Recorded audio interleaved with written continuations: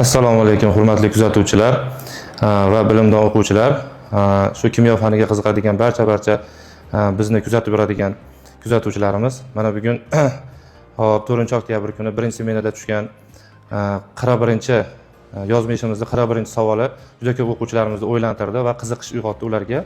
Hozir sizlarga shu savolni tushunarliroq qilib, qo'ldan kelgancha tushuntirib beramiz. Xo'sh, bo'lmasam hurmatli bilimdonlar, mana o'sha 4-oktyabr birinchi smenada tushgan yozma ish savollarimizning 41-si kerakli ma'lumotlarni vaqtdan yutish maqsadida yozib qo'ydim. Mana shu reaksiya bo'yicha 4 xil gradusda har xil kattaliklar berib qo'yilgan va reaksiya 240 gradusda muvozanat holatiga kelgan. So'ngra 250 gradusgacha qizdirildi. Xo'p, mana bu yerga shu kerakli formulani testda yozib qo'yibdi va birinchi savol temperatura koeffitsiyentini toping debdi, ikkinchisi hosil bo'lgan esovoshda molyar konsentratsiyasini toping debdi, uchinchisi 220 gradus va 240 gradusda reaksiya tezliklarini toping debdi. Sizlarga bir boshidan hozir har bitta gradusdagi ma'lumotlarni tushuntirib boraman. Xo'p, birinchisi reaksiya 220 gradusda. Ya'ni reaksiya hali boshlangan yo'q, shu haroratda turibdi. Shu haroratda reaksiyamizning tenglamalarini yozamiz. Va dastlabki konsentratsiya, sarflangan konsentratsiya, keyingi konsentratsiya. Buniki 8 ekan. Kislorodniki berilmagan, esovoshniki albatta 0 ga teng bo'ladi. Endi S2 holatiga kelganda haroratimiz 230 gradusgacha oshirilgan. Ya'ni harorat qizdirilgan. Vaholanki reaksiya qizdirilgandan keyin bu yerda esovoshdan qanchadir miqdorda sarflanadi, kisloroddan sarflanadi, esovoshdan hosil bo'ladi. Biz endi buni hosil bo'lishini 2x deb belgilab oldik. Kisloroddan sarflanishini x deb belgilab oldik, esovoshni hosil bo'lishini x deb belgilab oldik. 2x deb belgilab oldik. 8 dan 2x ayriladi. Bu esa 230 gradusda o'zingiz ko'rib turibsiz, mana kislorodning konsentratsiyasi 230 gradusda 5 ga teng bo'lib turibdi mana. Mana bu yerga 5 ni qo'yamiz. Xo'p, buni konsentratsiyasi 2x tushaveradi pastga. Ikkinchi holatga o'tdi. Ikkinchi holatda endi 230 gradusda turibdi. Reaksiyamiz SO2, kislorod SO3.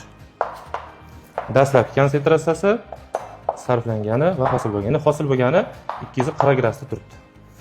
Endi SO2 bizda 8 minus 2x edi. Kislorod esa 5 edi. Bunimiz esa 2x edi. Endi bizda mana bu yerda 240 gradusda kislorodning konsentratsiyasini 4 molyarli deb bergan. 240 gradusda to'g'risiga mana 4 molyarli qo'ydik. Bundan bilinib turibdiki, oldin 5 edi, endi 4 bo'lib qoldi.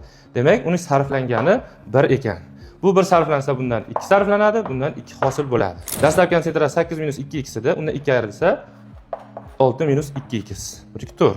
2x ga 2 qo'shilsa 2x plus 2 ga teng bo'ladi. Endi shu holatda muvozanat konstantamiz 0,25 edi. 0,25 edi. Shundan foydalanib biz tenglamaga qo'yamiz. Muvozanat konstantasi 0,25, tepaga 2x plus 2 ning kvadrati, pastga SO2 ning konsentratsiyasi 6 minus 2x ning kvadrati ko'paytirilgan, kislorodning konsentratsiyasi 4. Shu tenglamani ishlab chiqadigan bo'lsak, x imiz 1 ga tengligi ma'lum bo'ladi. Endi shu holatda o'rtoqlar yana ikkinchi holatga qaytamiz. Chunki x ni ma'lum qilib oldik. Hop, 230 gradus.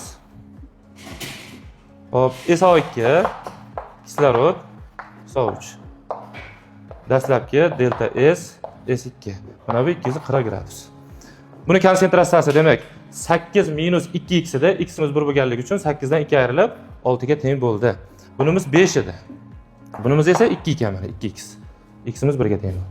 Endi bundan 2 sarflandi, 1 sarflandi, 2 hosil bo'ldi. 6 dan 2 ketsa 4, 5 dan 1 ketsa 4, 2 2 ni qo'shsak 4 hosil bo'ldi. Bu 240 gradusdagi moddalarning muvozanat konsentratsiyalari aniq bo'ldi. Uchinchi holatimiz endi 240 gradusdan 250 gradusga harorat oshirilganda kislorod 6-ngi to'g'risiga yana kislorod qo'shib SO3 hosil qildik. Dastlabki konsentratsiya delta S S2. Dastlab 240 gradusda moddalar konsentratsiyalari mana aniq bo'ldi. 4 4 4. SO2 ning konsentratsiyasi dastlabki konsentratsiya 4 ekan, oxirida 3 hosil bo'ldi mana. Demak, 4 dan 3 hosil bo'lyaptimi? Demak, 1 sarflangan. Bundan esa yarim sarflangan. Bundan esa 1 hosil bo'lgan. 4 dan yarim ketsa 3,5, 4 dan 1 qo'shsak 5 hosil bo'ldi. Mana birinchi savolimizning javobi. Ya'ni hosil bo'lgan esovochning konsentratsiyasini so'ragan edi. 5 mol taqsim litr. Birinchi holatga qaytamiz yana. Birinchi holatga qaytadigan bo'lsak, 220 gradus, 230 gradus edi. Reaksiya tenglamalarini yozdik. Bunda dastlab buni konsentratsiyasi 8 edi. Undan keyin bundan 2 sarflandi, bundan 6 qolgan edi. Buniki dastlab 0 edi, bundan 1, bundan 2 bo'lib 2 tushgandi. Buni 230 dagi konsentratsiyasi 5 edi. Demak, buni kislorodning dastlabki konsentratsiyasi 6 bo'lgan ekan. Hozir shu har bir gradusdagi moddalarning konsentratsiyalarini topdik. Dastlabki sarflangan muvozanat konsentratsiyalarini topib oldik. Temperatura koeffitsiyentini topamiz. 230 gradusda tezlik konstanta SO2 ning kvadrati ko'paytirilgan kislorod bo'lishi kerak. Tezligimiz shu yerda 90 ekan. Konstantamiz noma'lum. SO2 ning konsentratsiyasi 230 gradusda 230 gradus SO2 ning konsentratsiyasi 6 bo'lgan, kislorodniki 5 bo'lgan. Demak, 6 ning kvadrati ko'paytirilgan 5 ga teng. Shu yerdan k ni topadigan bo'lsangiz, 0,5 ga teng chiqdi. Tezlik topadigan bo'lsak, tezligimiz 63 ga teng ekan, konstanta noma'lum. Chunki endi bunda har bir graduslarda konstantalar noma'lum bo'ladi. Har xil bo'ladi. Chunki haroratda o'zgarishi reaksiya konstantasini, reaksiyaning tezlik konstantasini o'zgartirishiga sabab bo'ladi. Xo'p, endi 250 gradusda SO2 ning konsentratsiyasi mana 3 ning kvadrati, kislorodning konsentratsiyasi 3,5. Bundan k ni topadigan bo'lsak, konstanta, ya'ni bu 4-konstanta deylik. Mana buni esa 2-konstanta deylik. Topadigan bo'lsak, bu 2 chiqar ekan. Xo'sh, shu yerda endi 220 gradusdagi tezlik konstanta, ya'ni k1imiz noma'lum. 230 gradusdagi tezlik konstantamiz k2miz 0,5 chiqdi. 240 gradusdagi tezlik konstantamiz, ya'ni k3imiz noma'lum. 250 gradusdagi tezlik konstantamiz, ya'ni k4imiz 2. Endi shu yerda k4 ni k2 ga bo'lsak, 0,5 ga bo'lsak 4 chiqdi. Ya'ni harorat 230 dan 250 ga o'tganda reaksiya 4 marta tezlashgan ekan. Xo'p, demak har bir gradusdagi konstantalarni topishga harakat qilamiz. Hozircha bizda ikkitasi aniq bo'ldi. K1 noma'lum, K2 ya'ni 230 gradusdagi konstanta 0,5, 240 dagi esa noma'lum, 250 da K4 2 chiqdi. Demak, K3imiz ham noma'lum. Demak, biz bundan bildikki, K 230 dan 250 ga o'tganda reaksiya 4 marta tezlashgan ekan.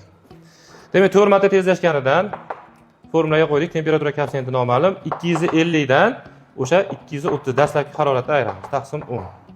Demak, bu yerda temperatura koeffitsiyentining kvadrati nechinedir kvadrati 4 ga teng bo'ldi. Demak, temperatura koeffitsiyentimiz 2 ekan. Bu yerda hozir birinchi savolimizga javobimiz temperatura koeffitsiyenti 2 ga teng. Xo'sh, endi oxirgi shartimiz 220 gradusdagi tezlikni, reaksiya tezligini topamiz. Mana bu yerdan 230 gradusdagi tezlik konstantasi yarimliga chiqdi, 250 da 2 chiqdi. Demak, 4 marta tezlashgan bo'lsa, har 10 gradusga o'xshatganda reaksiya 2 martadan tezlashgan. Demak, 0,5 ni 2 ga bo'lsa, K1 0,25 ga teng bo'lgan, 0,5 ni 2 ga ko'paytirsa 1 bo'lgan. Bu o'zi 2 bo'ldi. Mana 1 ni 2 ga ko'paytirganimizda. Demak, birinchi tezlik topamiz. 220 gradusda tezlik konstantasi 0,25. SO2 ning dastlabki konsentratsiyasi 8 edi, kvadrati, kislorodning dastlabki konsentratsiyasi 6 edi. Buni hisoblaydigan bo'lsak, mana dastlabki tezligimiz 96 ga tengligi ma'lum bo'ladi. Bu uchinchi tezlik, bu birinchi tezlik. Endi uchinchi tezlik topayotganimizda, uchinchi reaksiyani tezlik konstantasi kerak bo'ladi bizga. Bu 1 edi. 240 gradusda SO2 ning konsentratsiyasi 4, kislorodniki 4 edi. 4 ni kvadrati 4 ga ko'paytiramiz. Buni hisoblaydigan bo'lsak, tezligimiz 64 ga teng ekan.